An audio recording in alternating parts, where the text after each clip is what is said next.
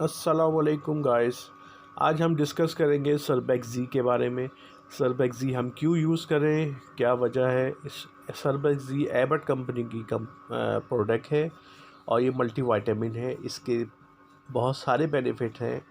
In short मैं आपको ये बता रहा हूँ कि आपके एड़ियों में दर्द हो, आप डायबिटीज़ पेशेंट हो, ठीक है, आपकी स्किन जो है वो थोड़ी सी रूखी रूखी सी टाइप की हो तो आप इसको यूज़ कर सकते हैं। आपके बाल गिर रहे हो या बालों का कलर चेंज हो रहा हो, उसमें ये बहुत ही बेनिफिट देगी आपको।